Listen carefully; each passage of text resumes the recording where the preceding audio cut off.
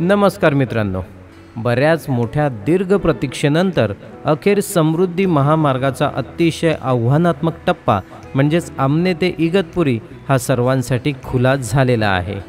आत्ता आपण आमने ते इगतपुरी, शिर्डी, छत्रपती संभाजीनगर किंवा नागपूर असा नॉनस्टॉप आपण प्रवास करू शकतो, तोही अतिशय वेगवान गतीने।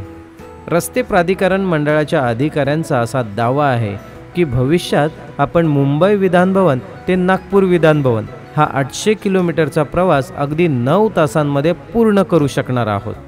त्याचाच एक सर्वात मोठा भाग म्हणजे समृद्धी महामार्गावरील आमने ते इगतपुरी हा टप्पा, आणि त्याचं आज लोकार्पण झालेलं आहे।